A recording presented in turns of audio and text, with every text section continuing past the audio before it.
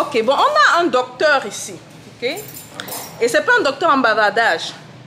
C'est un docteur... c'est quoi ton titre? Docteur en quoi? En recherche? En droit.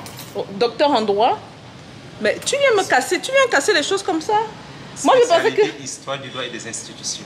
Spécialité histoire du droit et des institutions. Ouais. Ok. Et notamment, j'ai travaillé sur les rapports entre l'État et les sociétés coutumières au Cameroun. De 1884 à la Constitution de 96. À 96? Oui, c'est-à-dire 1884. 1880, oh, donc plus de 100 ans. Oui, en réalité. Il s'agissait de questionner les rapports entre l'État en tant que structure politique née de la colonisation et la société traditionnelle africaine et voir comment cette cohabitation a eu lieu, quels sont les hauts et les bas et comment les coutumes ont été littéralement mis de côté par la structure politique née de la colonisation. Tu préfères que je t'appelle par ton prénom ou par ton nom? Pas le prénom ou le nom tu préfères? Les deux, il n'y a pas de prénom. Bon, moi j'ai des questions pour lui, hein, parce que je vois parfois des questions que les gens posent bizarres, là, surtout sur ma chaîne, je ne sais pas pourquoi. Les gens veulent à tout prix poser des trucs sur la tradition africaine. Bon, est-ce que toi tu penses, dis-moi réellement, est-ce que tu penses qu'un pays ou qu'un peuple peut se développer sans ses traditions? La question est importante. Pourquoi? Tout simplement parce que pour les sociétés humaines, on nous a vendu un peu l'honneur de la modernité, n'est-ce pas? Et on peut prendre l'exemple sur la forêt. Lorsque le vent arrive et que un arbre doit compter sur les racines d'un autre arbre, est-ce que cet arbre peut tenir devant le vent? Pas souvent. Non, il sera arraché, n'est-ce pas? On ne peut tenir que parce qu'on a des racines, ses propres racines. Et c'est la tradition qui nous permet de tenir en réalité. Et qui parle de tradition, parle du transmis, c'est-à-dire l'héritage que nous avons reçu de nos ancêtres. L'homme vit en Afrique depuis plus de 200 000 ans, et en 200 000 ans d'histoire et d'existence, on a quand même eu à structurer, n'est-ce pas, notre rapport au monde, notre rapport à la nature, et c'est ce rapport-là qui nous est transmis sous forme de tradition, en réalité. Donc je pense que nos traditions font l'essence de ce que nous sommes, en réalité, et vous allez voir que dans bon nombre de pays, notamment en Chine, en Corée et autres, ils ont bien gardé leur tradition. D'ailleurs, les Chinois ont fait leur révolution culturelle avec Mao, en réalité. Et chez les Africains, vous savez, on nous a éduqués dans le sens comment dire, de l'arrachement. C'est-à-dire, pour devenir des hommes, on doit renoncer à être africain. Dans tous les domaines de la vie, c'est comme ça. Dans la spiritualité, on va vous dire non, vos histoires là, c'est satanique. À partir du moment où on a dit que c'est satanique, vous-même vous êtes convaincu que Dieu n'est pas de votre côté, n'est-ce pas? Pour accéder à Dieu, il faut adhérer aux religions. Et dans le domaine même de la pensée, on va vous dire que vos schèmes de pensée là, vraiment, c'est pas la pensée. Vous voyez, vous n'avez pas de philosophie. Vous n'avez pas de droit, vous avez l'ethnophilosophie, vous avez la coutume, même la médecine, vous n'avez pas. Vous avez les tradis praticiens, c'est-à-dire c'est des gens qui pratiquent juste la tradition en passant. Mais ça fait partie des stratégies de domination. On disqualifie les systèmes de référence pour que vous renoncez à ces systèmes de référence et vous les suivez dans leur paradigme, vous serez à la remorque en fait. C'est une stratégie de domination. Wow, vous serez à la remorque, j'aime ça. Ouais. Mais ce que tu dis là, c'est sanglant. Hein? Parce qu'il y a certains qui pensent qu'on devrait juste suivre le modèle occidental. Parce qu'eux, ils ont fait AB, on peut faire AB et aussi être bien comme eux. Oui, mais s'ils ont fait AB, ceux qui pensent que l'Occident a fait AB, c'est parce qu'ils ne sont même pas au courant du déroulement de l'histoire. Savez-vous que l'alphabet, la numérotation par 10, 1, 2, 3, 4 jusqu'à 10, 10, 20, 30, 40, la monnaie d'ailleurs, ont été battues pour la première fois en Afrique. L'alphabet a été inventé en Égypte. N'est-ce pas? La numérotation par 10 existe même avant l'Égypte, parce que vous avez vu tout à l'heure l'os du Shango, la preuve que les nombres premiers ont été utilisés en Afrique 22 000 avant Jésus-Christ, en réalité. Et que c'est à cette école africaine que les savants grecs, toutes disciplines confondues, sont venus.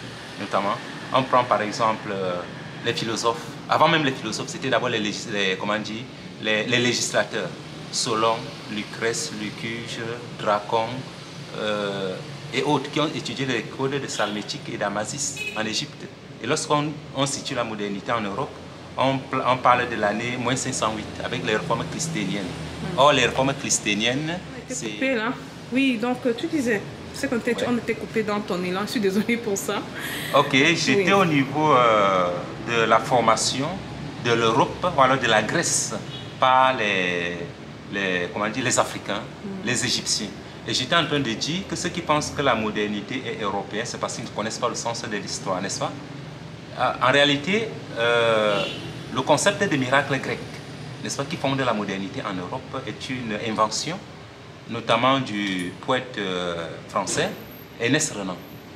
Parce que lorsque Ernest Renan visite Athènes en 1868, il est un peu émerveillé par les ruines de l'acropole, du Comitium, du moins les ruines de la civilisation gréco-romaine, quoi.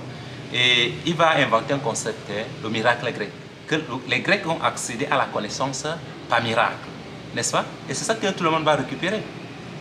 D'autre part, on a aussi un auteur clé, Hegel, n'est-ce pas, qui, à travers les mythes significatifs, construit la domination de l'Europe. Il parle de sa version qu'il donne de la mythologie d'Égypte et le Sphinx. Il dit, Égypte représente la Grèce, le Sphinx représente l'Égypte. Égypte pose la question au Sphinx, quel est l'animal qui le matin marche à 4 pattes, à midi marche à 2 pattes, en soirée marche à 3 pattes. Et Hegel précise que le Sphinx ne connaît pas la réponse, et le Sphinx, prise de remords, rentre se noyer dans le Nil. Égypte prend alors conscience de la singularité de son destin, qui est d'éclairer le reste du monde, d'apporter la lumière au reste du monde. D'où l'universalisme de l'Occident et la mission civilisatrice. Ils pensent qu'ils sont fondés à civiliser le monde entier. Mais sauf que ça, c'est les mythes significatifs qui avaient pour but de rompre le legs égyptien à la civilisation du monde et de poser la Grèce comme le fondement de la civilisation. En fait, c'est ce que j'explique en réalité. Que la modernité est égyptienne et est africaine. D'accord? C'est l'Égypte qui nous a conduit à la modernité. C'est ça la réalité. Et que les Grecs, d'abord, même l'écriture grecque, celui qui doute n'a qu'à aller sur Google, taper l'origine égyptienne de l'écriture grecque. Même les nombres grecs. Je vous ai dit que la numérotation par 10 nous vient de l'Égypte. Donc, je ne vois pas de quelle modernité on va parler. Je vais te poser une question un peu difficile. Hein. Ouais. Difficile, parce que souvent, c'est une question qu'on pose. Bon, il y a des réponses. Ouais. Il y a des réponses. Bon, le but ici n'est pas de donner mon point de vue, parce que moi j'ai une réponse très claire par rapport à ça. Parce que comme je t'ai dit, j'ai également poussé les recherches. Hein. Je suis à fond dans l'égyptologie, Égypte, Zimbabwe, tous ces endroits clés, Afrique du Sud, j'y étais, je continue d'y aller. Ouais. Comment est-ce que revenir peut-être aux traditions africaines peut nous faire nous développer? Ok. Vous posez là la question, la problématique de la dialectique entre l'héritage et la modernité, n'est-ce pas?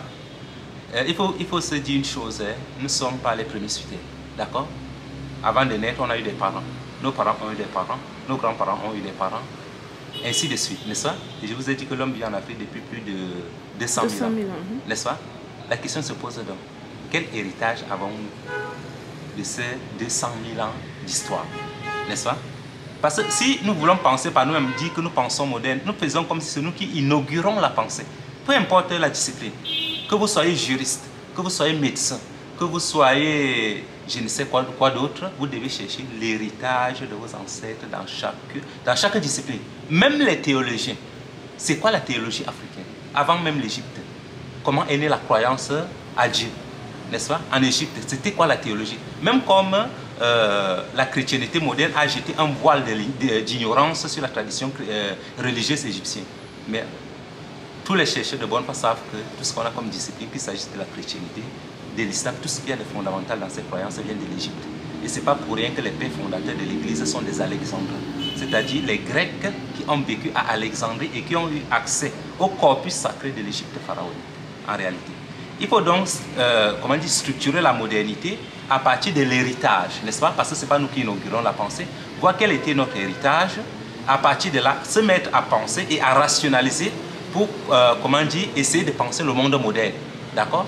Nous ne sommes pas les premiers à vivre sur Terre, les gens ont vécu avant nous. Non, mais on a tendance à penser ça. Hein. Nous ne sommes pas les premiers. Que la pensée, surtout nous, notre génération, là, on doit refaire les choses, on doit repenser pour eux. Et l'erreur consiste à croire que la modernité est occidentale. La modernité n'est pas occidentale. La science est universelle. Déjà que la science est née en Égypte, ce n'est pas né en Occident. Donc, comme me démontre le contraire, n'est-ce pas? Un autre exemple, pour dominer l'Afrique, qu'est-ce que l'Occident a fait?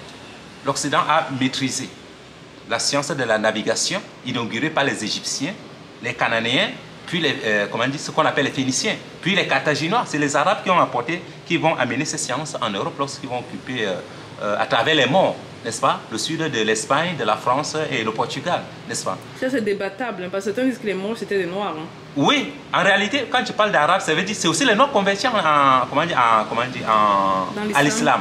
C'est pour ça que moi, je les englobe en parlant des Arabes, vous comprenez un peu? Mais en réalité, il n'y a pas de science arabe. Hein. Les Arabes ont bénéficié du legs de l'Égypte, puis ils ont occupé l'Égypte depuis le 7e siècle. N'est-ce pas? On va dire oui, ils ont inventé le zéro, mais même en Égypte, le zéro existait. Hein? On l'appelait 9 euros. Mais ils ont inventé quel zéro? Ils ont inventé ce qui existait déjà. Vous voyez un peu? Donc c'est un peu ça. Je pense bien. Et je prends un exemple simple, un autre exemple. D'habitude, quand je cause avec les gens, ils me disent mais puisque tu es africain, pourquoi tu utilises le téléphone portable? Je réponds une seule chose. Non seulement le téléphone portable n'a pas été inventé par un Européen, ça a été inventé par un Noir américain. Oui, oui, j'ai montré tout à l'heure l'invention. C'est la preuve que la science est universelle. Et j'étais en train de parler de la domination de l'Occident. J'avais déjà parlé de la navigation, qui nous venait de l'Égypte, puis des Phéniciens. Après les Carthaginois, les Arabes vont amener cette technique moderne de construction des navires en Occident. L'Occident va maîtriser la navigation pour venir nous recoloniser après. L'Occident va aussi prendre une invention chinoise, c'est-à-dire la boussole, pour pouvoir maîtriser l'orientation, mais aussi la poudre à canon. Et c'est avec la poudre à canon qu'ils vont nous dominer, pas parce qu'ils étaient supérieurs à nous. Au moment où l'Occident nous colonise, l'Occident n'est pas devant l'Afrique dans les processus de civilisation. On n'a qu'à prendre l'hypothèse même la plus plausible, les écoles. Les universités sont nées depuis l'Égypte, avec les maisons de vie PA. On va retrouver les mêmes universités dans l'Empire du Ghana, notamment et après dans l'Empire du Mali, avec l'université Sankoré de Tombouctou. Mais même à l'époque du Mali, il n'y avait pas encore d'université en Europe, alors on va nous parler de quelle science? C'est ça le problème, c'est que nous ignorons notre histoire et nous pensons que la modernité est blanche en fait, et c'est illusoire. Donc la tradition africaine, d'abord ce que je comprends, parce que souvent quand on dit tradition africaine, les gens pensent qu'on doit les ramener à tout prix dans le temps. Est-ce que ça veut dire que la tradition africaine est obsolète, ou on peut parler de tradition africaine dans le présent? Oui. Et justement, bon, je ne voulais pas donner mon avis ici ou quoi que ce soit. Oui, allez-y, je vous suis. Ce qu'il faut que les gens comprennent, c'est quoi? C'est que on ne s'est pas levé un matin puis il y avait une tradition africaine. Okay? Donc c'est la résultante de beaucoup de choses qui découlent avant. Maintenant, la question? La question donc, c'est de savoir, la tradition africaine est-elle obsolète? Est-ce qu'elle est obsolète? Parce qu'il y a certains qui pensent vraiment qu'on ne peut pas se développer en rentrant dans nos traditions, les traditions africaines, parce qu'ils voient ça maléfique. J'en ai connu beaucoup qui disent que c'est maléfique.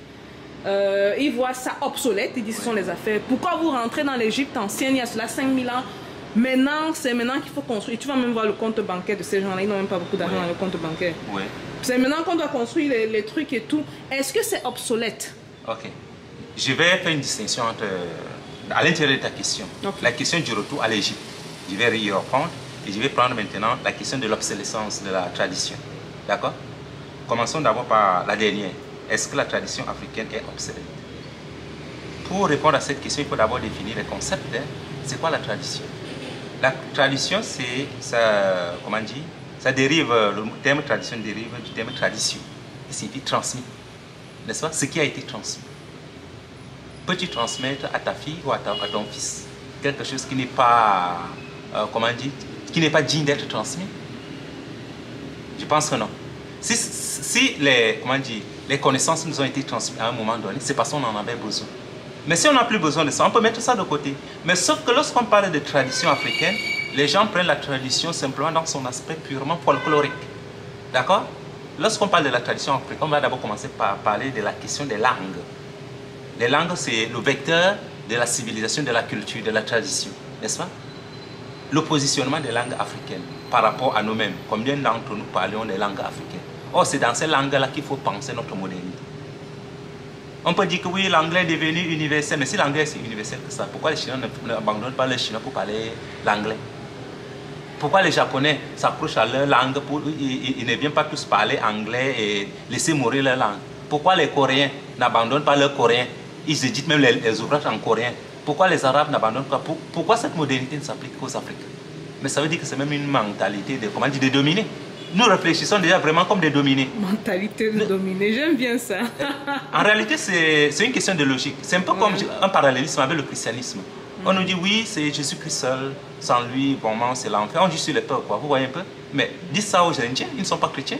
Ils ont leur Bouddha, n'est-ce pas? Pourquoi on ne tient pas ce discours aux Indiens? Pourquoi on ne tient pas ce discours aux musulmans? Les Japonais sont dans leur taoïsme. Pourquoi on ne tient pas ce discours? Pourquoi cette vérité n'est vraie que pour les Africains? En réalité, on joue sur les peurs et sur l'émotion. Et dans la tradition aussi, il faut voir, comment on dit, l'aspect scientifique de la tradition. Savez-vous que les étudiants quittent Harvard? Ils ont des bourses pour venir étudier les mathématiques dans la tradition africaine. Puisque la mathématique est née en Afrique. Vous avez vu tout à l'heure dans l'exposition, au niveau de l'exposition, l'émergence de la géométrie. Avec, dans la grotte de Blombos, il y a de cela 77 000 ans. Ou alors l'émergence des nombres premiers. L'os d'Ishango, la toute première calculatrice, ça fait 22 000 ans. Mais quels sont les chercheurs africains qui s'intéressent aux mathématiques, les cours de mathématiques issus de leur tradition? Pratiquement personne. Il y en a pas. Déjà que nos universités ne prennent pas pour objet d'étude notre culture, notre civilisation. Lorsque nous partons à l'école, nous partons pour apprendre ce que le blanc a compris de notre tradition et qui nous transmet, parfois de manière édulcorée. Vous voyez un peu? Donc, la tradition ne doit pas s'arrêter aux aspects folkloriques. Un autre exemple pour vous montrer que la tradition africaine n'est pas folklorique.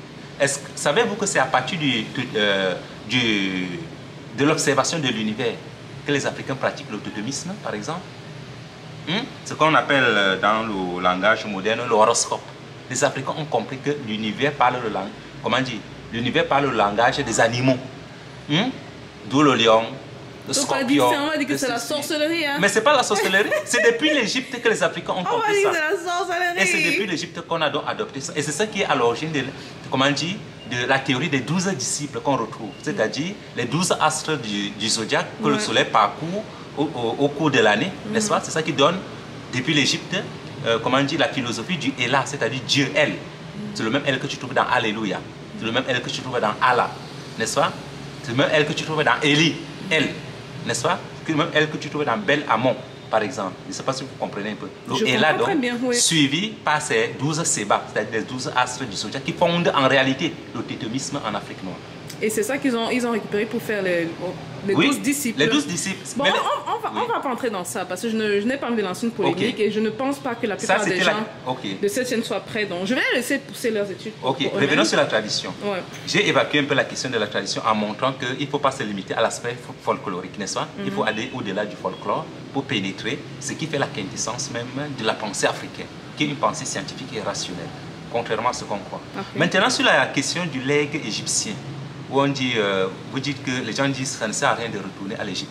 Mais ces gens ne trouveront pas du mal à retourner à la civilisation gréco-romaine pour chercher l'étymologie des mots. Pas du tout. Mais en réalité, il s'agit là de la tradition de ce qu'on appelle en science l'autophobie. C'est-à-dire la haine de soi-même. Vous comprenez un peu? C'est fort. C'est fort, mais c'est ça la vérité, l'autophobie. C'est pas la chaîne, c'est pas mon opinion, c'est lui qui parle. Plus en réalité, qu'est-ce qu'on nous a enseigné? Pour accéder à la rationalité, il faut sortir des identités tribales, n'est-ce pas? Accéder à la civilisation. Mais sauf que je vous ai dit comment la civilisation s'est construite à travers deux auteurs, Ernest Renan et Hegel. Soit à travers des mythes, soit à travers des contes, pour couper le lien, le cordon ombilical avec l'Égypte et faire de la Grèce le berceau de la civilisation. Et c'est pour ça que Cheikh Anta Diop est clair dans ses travaux. Il dit, au lieu de courir derrière le legs gréco-romain, les Africains devaient se référer à la civilisation égypto-nubienne, la mère de toute telle. Il faut répéter ça, parce que moi j'entends des gens, répète ce que tu viens de dire là, parce qu'ils citent beaucoup Cheikh Anta Diop, et ils disent que nous on ne lit pas Cheikh Anta Diop. Et dans le même temps, ils vont à l'encontre de ce que Cheikh Anta Diop. Tu peux répéter ça s'il te plaît? Cheikh Anta Diop dit, d'abord pour reprendre sa pensée, et là je peux donner la référence, celui qui veut... référence s'il vous plaît. La référence c'est la conférence de Niamey, parmi toutes les conférences que Cheikh Anta Diop a données, n'est-ce pas? On retient souvent le colloque du Caire. Mais tapez Cheikh Anta Diop conférence de Niamey sur, sur YouTube. Vous aurez toute la conférence. Cheikh Anta Diop nous dit de nous armer de sciences jusqu'au-delà. Et par quelle méthode? Il nous donne la méthodologie, la connaissance directe.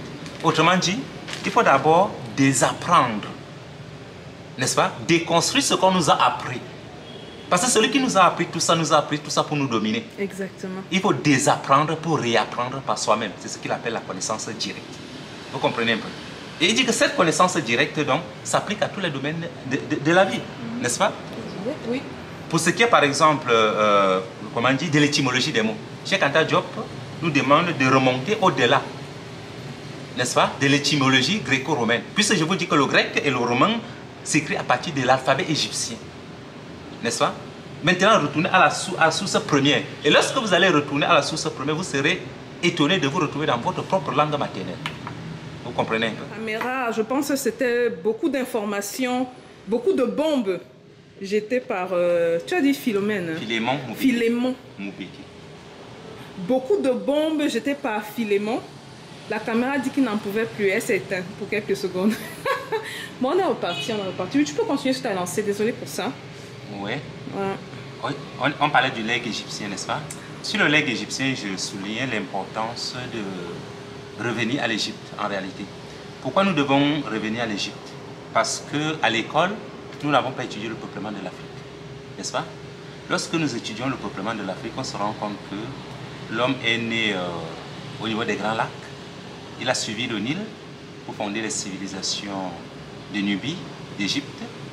Et lorsque l'Afrique a été envahie par les peuples de la mer, comme les appelaient les Égyptiens, d'abord les Macédoniens, puis les Grecs, après les Romains et l'entrée des Arabes au 7e siècle, les Africains se sont éparpillés partout sur le continent, parfois dans la forêt. C'est pour ça qu'on va vous dire que les Pygmées étaient les premiers habitants de la forêt. Mais la question, c'est que nous autres, nous venons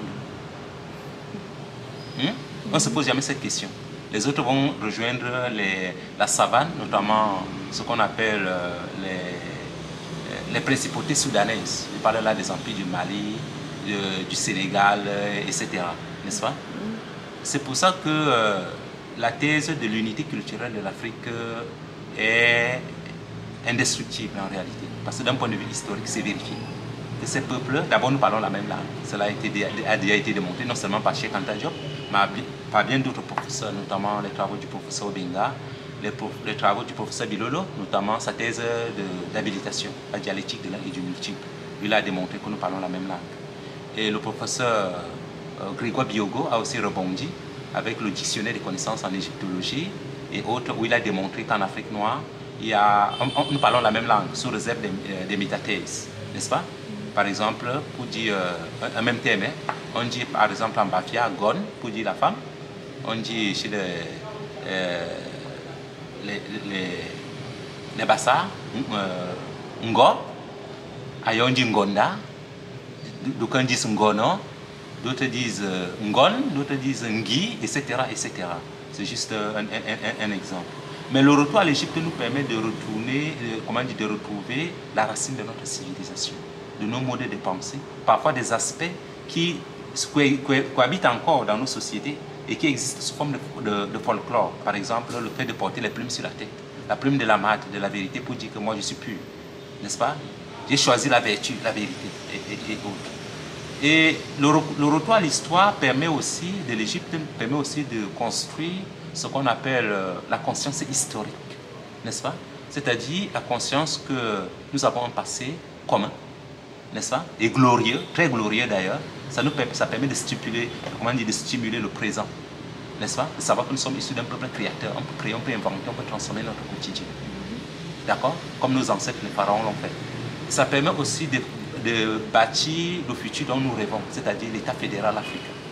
D'accord? Comment ça permet de bâtir le futur? Parce que je suis pas sûre ça que permet tout le de monde bâtir le comprendre, futur tout simplement parce que, même pour courir, on doit prendre l'élan, on recule. Pourquoi on recule quand on veut courir? C'est pour mieux sauter. C'est pour mieux sauter, n'est-ce pas? Ce n'est qu'en admirant notre passé, n'est-ce pas? Comprendre la gloire de notre passé, pourquoi nous avons été dominés et pourquoi les autres nous ont dominés, n'est-ce pas? Maintenant, le présent, comment pouvons-nous structurer notre présent? En retrouvant, pas sur les connaissances, qui nous ont été enseignées pour nous dominer, mais à travers la déconstruction et l'accès à la connaissance directe par nous-mêmes, bâtir un corps nouveau de connaissances dans tous les domaines de la vie, et structurer mieux notre rapport au monde pour mieux penser notre devenir. Nous devons être autonomes, nous devons attendre le monde des personnes, pas d'aide au développement. Nous sommes des hommes comme il faut, d'accord? Nous pouvons nous prendre en main et bâtir un État continental souverain pour ne dépendre des personnes, même pour notre propre protection. Parce que la vérité aujourd'hui, c'est que si l'Occident veut nous coloniser, vont nous recoloniser. Nous n'avons pas les moyens de nous défendre. Mais aucun peuple ne vit comme nous. Mais justement, comment est-ce que la tradition africaine peut aider à nous défendre? La tradition africaine est scientifique, madame. D'accord? Non, je comprends. Je reprends un exemple. Moi, je pose la question là comme une probable. Oui. Non, je comprends. Non, je vais expliquer à ceux qui nous suivent. Je prends l'exemple de la médecine. Ok. Savez-vous que la spécialisation vient de l'Afrique? D'abord, la médecine, le père de la médecine, c'est Imhotep. N'est-ce pas? Il avait un traité de médecine. Et Hippocrate va étudier la médecine, c'est Imhotep.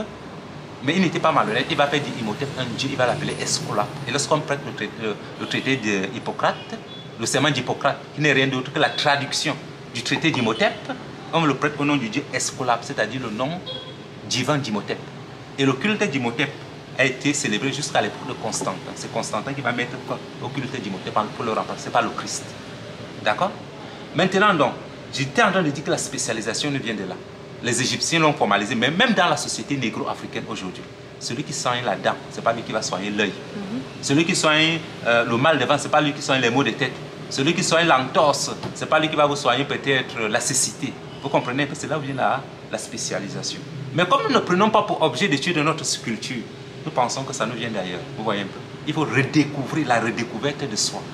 On doit sortir de l'autophobie en réalité pour prendre pour objet d'étude notre civilisation. Et jusqu'à aujourd'hui, aucune université sérieuse en Afrique ne prend pour objet d'étude de la civilisation africaine. Nous, on préfère nous envoyer, vous voyez un peu, dans la distraction. Le Japon de l'ère Meiji, la décadence de l'Empire turco-ottoman, la révolution bolchevique, il y a des gens qui sont trop dans ça. Maintenant, on va entrer histoire africaine. Ils ne connaissent que la colonisation en montant, le reste. Sérieux. Demandez-lui de vous, un historien africain, de vous parler du peuplement de l'Afrique. Peuple par peuple. N'est-ce pas? Il sera incapable. Mais c'est de la distraction. Mais la connaissance, c'est quoi? Même Socrate lui-même le dit, connais-toi toi-même. Mais que signifie se connaître soi-même? D'abord, même en matière de spiritualité, tu ne connais rien de ce que faisaient tes ancêtres. Tu penses que c'était la sorcellerie, que c'est Christ qui va t'amener à Dieu. C'est-à-dire, même dans le rapport avec l'absolu, on nous a colonisés. Et c'est un peu dommage. Ouais, c'est vraiment dommage. J'ai une question qui m'est venue en tête là. Elle est venue, elle est partie. Une question très intéressante. Oui, je suis. Vu que l'Occident a copié de chez nous pour faire ce qu'ils font, est-ce que nous, si on copie de chez eux, ce ne serait pas une sorte de réappropriation? Oui, mais sauf qu'on risque parfois de copier ce qui a été dénaturé. D'accord? Si vous avez un modèle et la copie, qu'est-ce que vous préférez? Prendre la copie, alors prendre le modèle. Le modèle, c'est l'Égypte. D'abord, Cheikh Anta Diop n'était pas le premier à le dire. Platon le dit dans les lois, le modèle c'est l'Égypte. Aristote, dans Éthique à Nicomaque le dit, le modèle c'est l'Égypte. N'est-ce pas? Strabon le dit dans Géographie, le modèle c'est l'Égypte. Mais comment allez-vous prendre la copie au lieu de prendre le modèle? N'est-ce pas? C'est eux qui ont structuré la science moderne, n'est-ce pas? On m'a dit que bon, il y a des domaines qui ne connaissaient pas. Oui, il y a des domaines qui ne connaissaient pas, mais dans ces domaines-là, on peut comment dire, prendre ce que l'Occident a ajouté comme surplus, n'est-ce pas? Mais il n'y a pas que l'Occident qui a ajouté comme surplus, même les Africains ont ajouté. Tout à l'heure dans la grande salle, vous avez vu l'exposition, n'est-ce pas, sur les inventeurs africains et de la diaspora, depuis l'Antiquité jusqu'à nos jours. Vous avez vu des merveilles, n'est-ce pas? Tout ce que les Africains ont inventé. Mais dans aucun livre d'histoire, vous ne verrez les inventeurs africains. En réalité, nous sommes dans une guerre frontale contre l'Occident, une guerre de civilisation. En fait, une guerre sans limite. Et vous savez, dans une guerre, on peut vous occuper militairement, un peu comme on est au Mali. Ils sont au Mali là. Ou alors comme ils sont au Tchad avec les bases, au Congo, pardon, au Gabon, en Côte d'Ivoire. Mais les vrais combattants sont en civil. Dans une guerre. Et c'est ceux qui combattent en civil là. En soutane parfois. C'est eux qui font le plus mal à l'Afrique. Regardez ce que l'Église a fait de l'Afrique. Regardez vous-même. Et vous allez voir que ce n'est pas sérieux, n'est-ce pas? C'est pour ça que même le procès chez Anta Diop est clair, il faut réécrire la théologie africaine. Et pour prendre juste cet exemple, sur ce plan, il y a eu deux ouvrages majeurs qui ont été publiés par le professeur Kalamba Nzapo. Le premier, c'est Théologie africaine, les grands courants de l'Antiquité jusqu'à nos jours, qui retrace plus de pratiquement 5000 ans de théologie. C'est-à-dire la théologie 3000 ans avant le christianisme, c'était quoi la théologie africaine? Avec les hymnes égyptiens qui deviendront les hymnes chrétiens et autres. Avec des preuves à l'appui. Oui, avec des preuves. De mes propres yeux. Ouais, c'est scientifique vraiment. Ouais. Et il retrace aussi l'évolution dans la doctrine théologique. Comment on est passé de la théologie fondamentale à la théologie de la conversion, de la théologie de la conversion à la théologie du salut, de la théologie du salut vers la théologie du miracle, n'est-ce pas? Mais le problème, c'est que derrière la théologie, il y a des intérêts. Il y a les gens qui ont fait carrière et qui ne sont pas prêts à accepter certaines vérités en réalité. Mais la vérité est inébranlable, c'est une vertu. Vous savez que la vérité, c'est la première des vertus. Elle est même au-delà de la justice. Parce qu'une justice sans vertu n'est pas vertueuse en réalité. Donc c'est un peu ça. Donc c'est pour dire, il faut, le modèle c'est l'Égypte, retournons à l'Égypte et à la Nubie, prenons ce qu'on a eu comme les fondamentaux de notre civilisation. Maintenant, il y a ce que nous avons ajouté et ce que l'Occident a apporté. Pas seulement l'Occident, mais même les Chinois. Aujourd'hui, ils ont plus de brevets que les Occidentaux. 40% des brevets aujourd'hui sont des Chinois. Ils ont dépassé les Américains. Je pense qu'ils ont dépassé 50% dans le monde. Hein. Les Asiatiques aujourd'hui, Alors on parle de quelle science? Alors la science n'a pas de nationalité. D'accord? C'est ça ma réponse, c'est ce que je peux donner comme réponse en fait. Donc tu dis, on retourne à l'Égypte au modèle originel et on rajoute ce qu'on doit rajouter au-dessus. Oui, c'est pas moi qui dis. Je vous ai dit, Cheikh Anta Diop a dit le modèle c'est l'Égypte. Platon dans les lois dit le modèle c'est l'Égypte. Aristote dans Éthique à Nicoma, je pense quand même qu'Aristote est quand même le maître à penser de l'Occident, n'est-ce pas? Donc comment c'est qu'il a tout copié à la bibliothèque d'Alexandrie pour publier? Lui là c'est une machine. Parce que copier-coller. À l'époque où Aristote a vécu, la guerre vivait ce qu'on appelle les guerres du Péloponnèse, qui ont duré plus de 70 ans, n'est-ce pas? Pendant ces deux guerres, il était impossible à Aristote d'écrire plus de 200 ouvrages. Et on sait par ailleurs que lorsque Alexandre le Grand a occupé l'Égypte, il a nommé Aristote recteur de la bibliothèque d'Alexandrie. Il a fait comme Thalès et Platon ont fait. Ils ont pris un papyrus égyptien, ils ont traduit.